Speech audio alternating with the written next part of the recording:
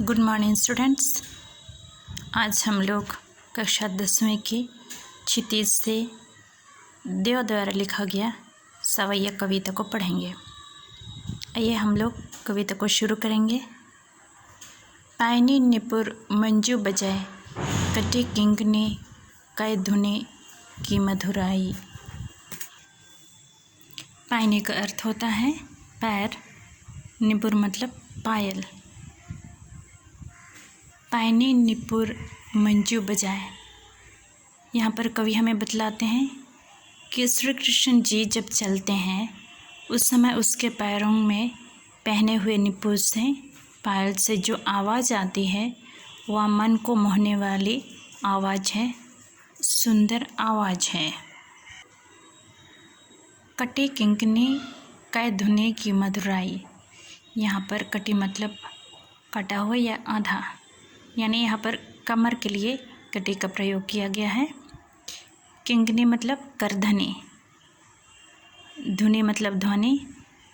किंकनी के साथ में करधनी में जो घुंघरू लगा हुआ है। मधुराई का अर्थ होता है मधुरता।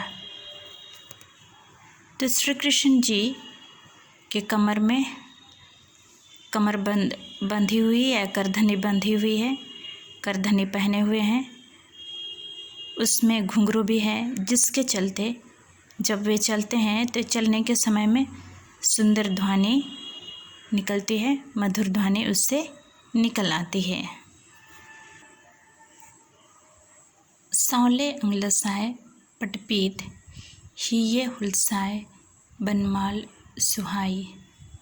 सांवले तो सांवले ही होता है, अंग मतलब अंग, लसाए मतलब शोभित, पट मतलब वस्त्र, पीत मतलब पीला। तो कहते हैं कि कृष्ण जी का शरीर में पीले रंग का वस्त्र है, यानी कृष्ण जो पीले वस्त्र या पीले रंग के वस्त्र पहने हैं वे उसके सांवले अंग पर और भी ज़्यादा शोभा दे रहे हैं, ज़्यादा सुंदर लग रहे हैं। ये मतलब हृदय में, यहाँ पर हम लोग कह सकते हैं गले में। बनमाल मतलब बन के फूलों की माला, सुहाई सुंदरता, हुलसाए मतलब आनंदित। तो हम लोग यहाँ पर देख रहे हैं, हम लोगों ने देखा था कि श्री कृष्ण जी जब चलते हैं तो उनके पैरों से जो निपुर की या पायल की आवाज़ आती है वो बहुत सुंदर लगती है। साथ ही उसका कमर में कमरबंद है, उसमें घुंघरू लगे हुए हैं और भी उसकी शोभा को बढ़ा देते हैं जब वे चलते हैं और जब उनके चलने से जो आवाज़ आती है। और फिर हम देखते हैं कि वो किस तरह के कपड़ा पहने हुए हैं, पीले रंग के वस्त्र पहने हुए हैं। सांवले शरीर में पीले रंग का जो वस्त्र है और भी शोभा दे रहे हैं, बहुत सुंदर लग रहे हैं। और उसके साथ साथ में वे अपने गले में जो बनों की माला पहने हुए हैं वह भी उनकी सुंदरता को और भी बढ़ा दे रही है। माथे किरीट बड़े दृग चंचल, मंद हंसे मुखचांद जुन्हाई। माथे का अर्थ है मस्तक पर, किरीट मतलब मुकुट, बड़े तो बड़े ही है, दृग मतलब नेत्र या आँख। तो हम लोग देखते हैं कि उनके मस्तक पर जो किरीट या मुकुट है, उनके बड़े बड़े नेत्र हैं या आँख हैं, वो उन पर खूबसूरती बढ़ा रही है, उसकी सुंदरता को और भी बढ़ा रहे हैं। फिर हम लोग देखते हैं मंद मतलब धीमी हंसे, धीरे धीरे हंसना। मुख चांद मतलब चंद्रमा की रोशनी के समान।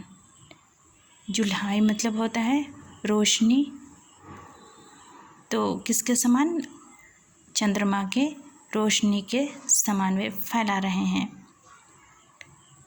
तो यहाँ बतलाते हैं कि जिस तरह चंद्रमा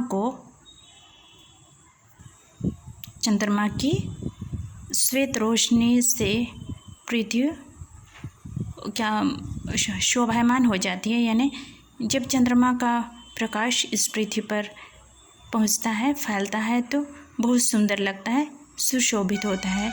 उसी तरह श्री कृष्ण की धीमी धीमी मुस्कान जो है वह उससे बहुत ही शोभा देती है, चंद्रमा के रोशनी के समान।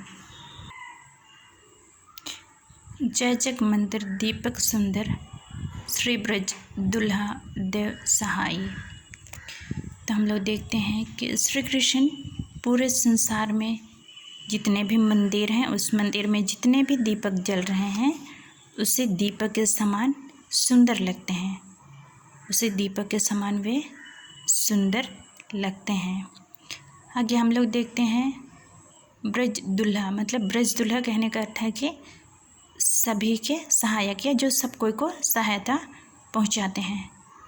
यहाँ पर हमें कवि बतलाते हैं और इसका सेकंड भाग में कि उसी तरह, यानी इस तरह हम देखते हैं कि श्री कृष्ण जी सबके सहायता करते हैं और अपनी सहायता से सारे जग को, पूरे संसार की शोभा को बढ़ाते हैं, पूरे संसार में अपना रोशनी फैलाते हैं, जग को रोशन देते हैं। इस तरह से हम लोग देखते हैं कि सवैया का यह कविता ख़त्म हो जाता है। धन्यवाद।